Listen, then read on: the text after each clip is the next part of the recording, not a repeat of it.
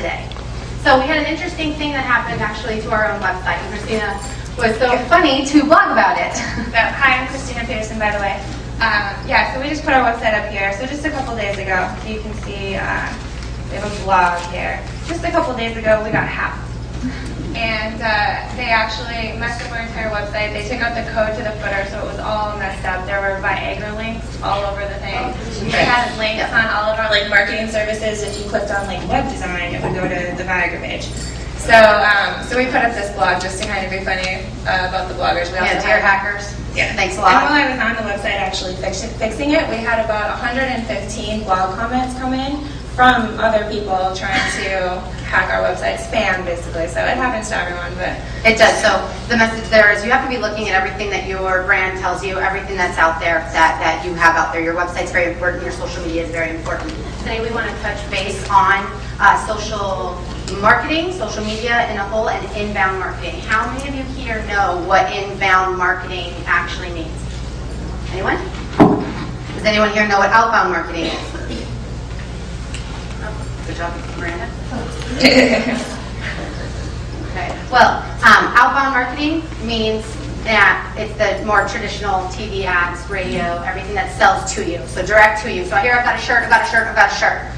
Inbound marketing is all of the indirect, which is the social media revolution at hand right now. So everything that we're doing on the web, all the interactions that we're having, that is indirect. That's, hey, I'm over here, I have a brand out of the Oak Window Center, and I have 125 people checking in, but I'm not selling you anything. You're coming to me and you're saying I like you. It's all about having a conversation. It's about dynamic content. It's about getting out there and just giving people what they're already looking for.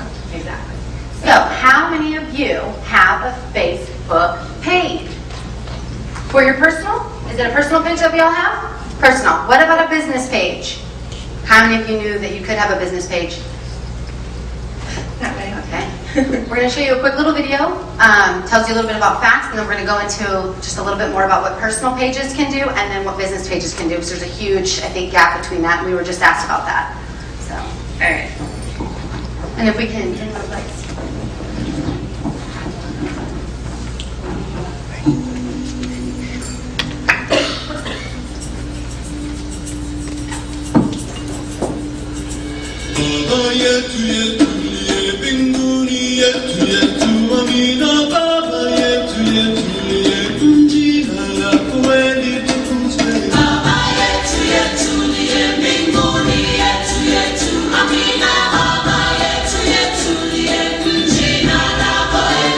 That's right. Bye.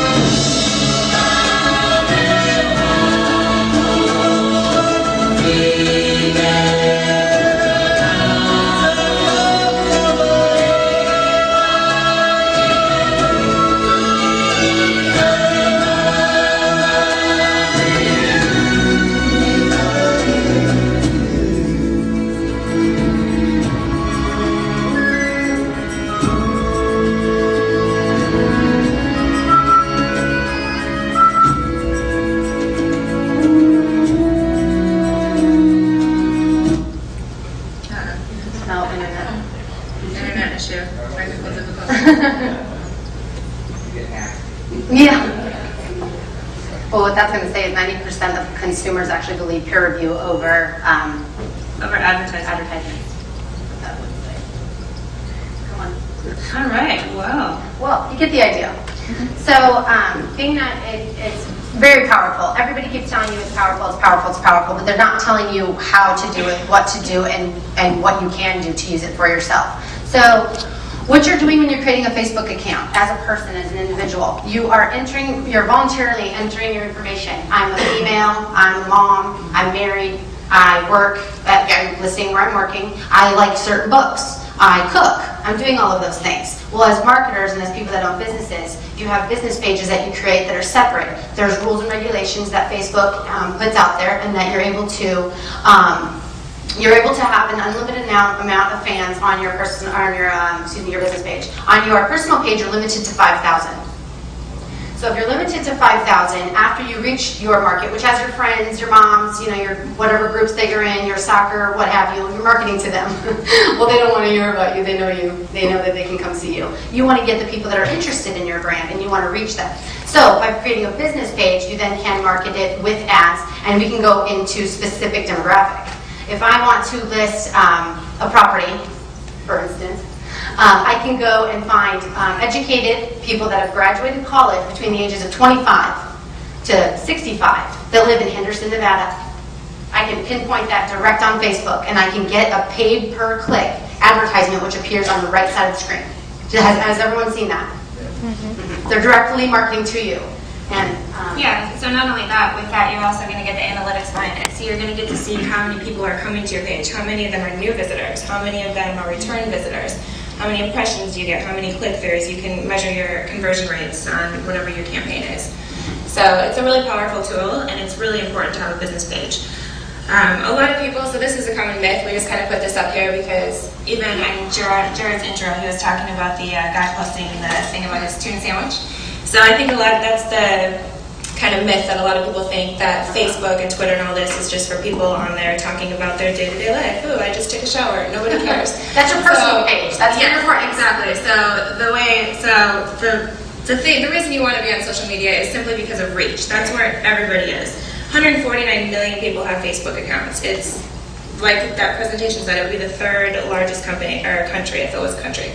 So it's really important to be where your customers are and interact with them and be in their face, but not in a salesy kind of way. No, what you're posting on your business page, for instance, we go out and we find relative information, and you have to know what your market is. So I'm not going to go post on, let's pretend, we have a bakery as a client. I don't go post the daily news about, junk that they don't want to know. We talk about Cake Boss. Hey, I like reading about Cake Boss, and I'm voluntarily liking that page, asking as a resource to get the updates. So what did they do? We recently read the Emmys with them. So we're posting about who we're seeing and all of the stars. And I mean, the interactions go up, through the roof when you throw anything out there that they're interested in. If you're not talking to them about anything they want to know about, they're not going to like your page. They're going to, dislike you and get out. You want to, it's more of a sideways approach as far as sales go.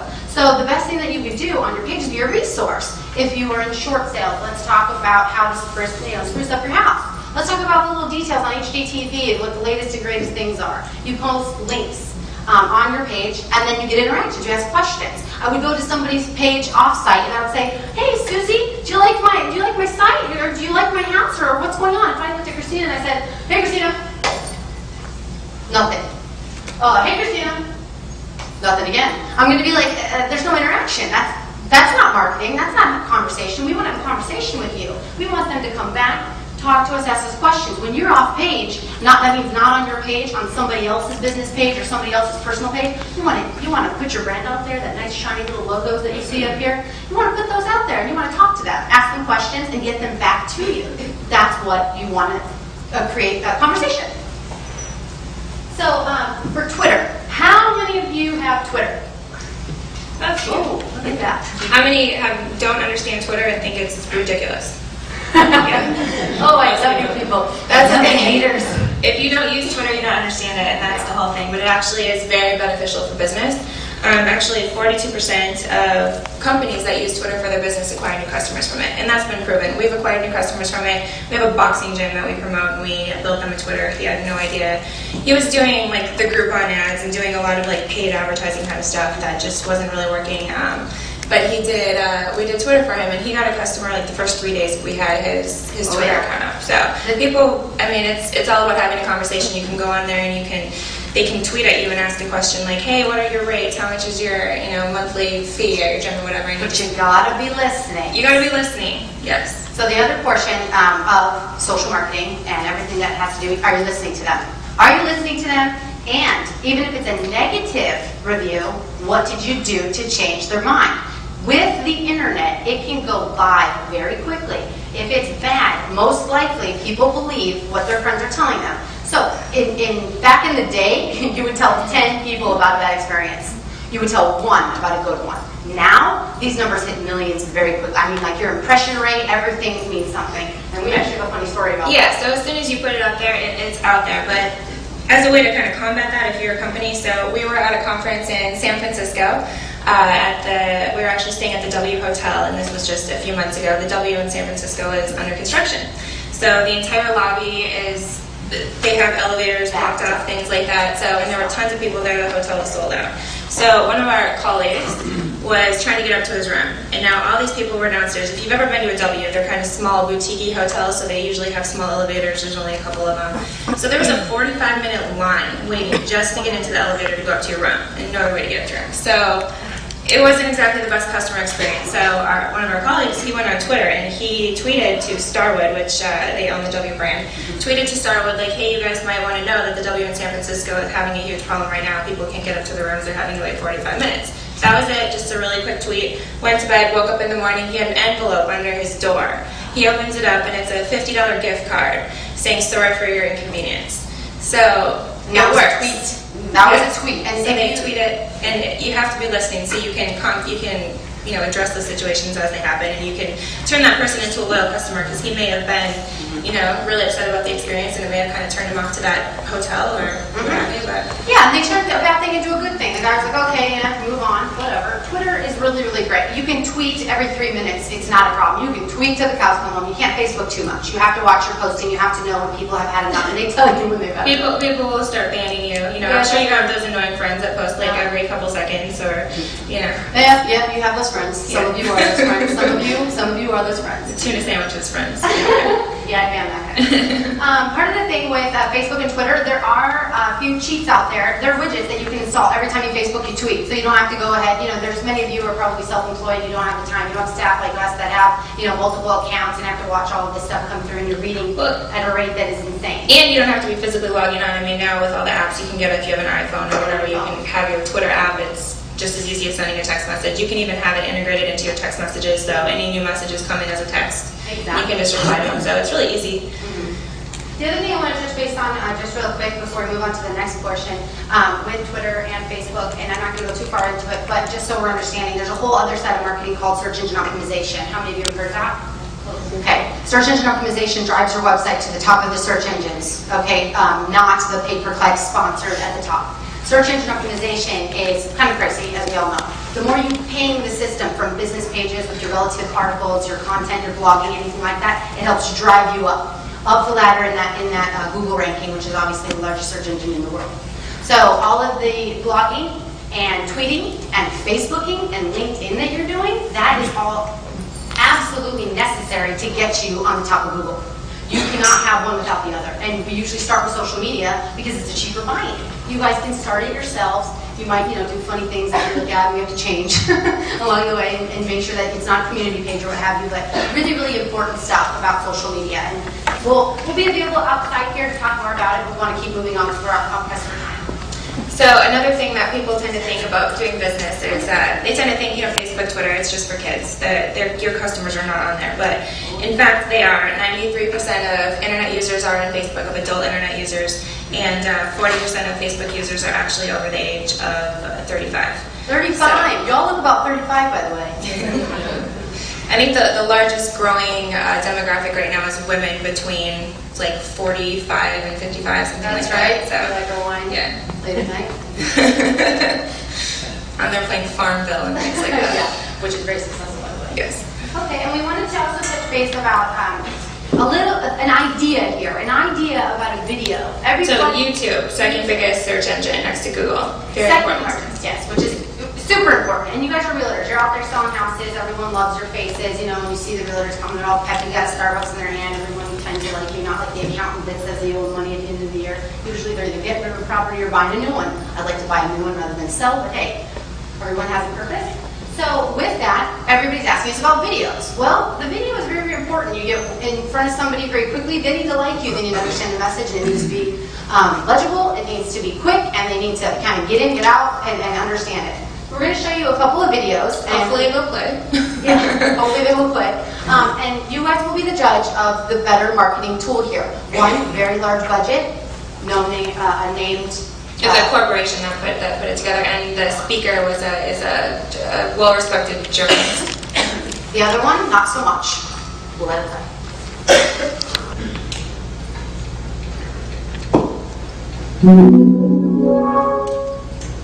Well, I mean, that's part of the problem. Who do they get their information from, and how good is it? And when you look at the White House of George W. Bush or Barack Obama, who brings in the data, their stature and importance and leverage is increased. So that's something a president or a CEO or a leader has to be very careful about and make sure they get. Anybody like him so far? Paths Bored? of obtaining data. Anyone even know what he's saying yet?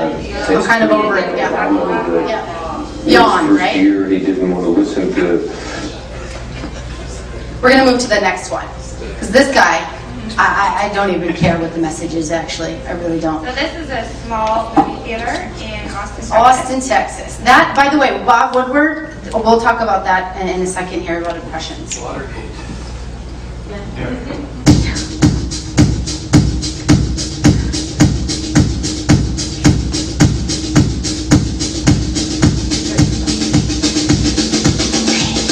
Yeah, I was wondering if you guys actually enjoy treating your customers like pieces of because that's how I felt when I went to the Alamo Draft House.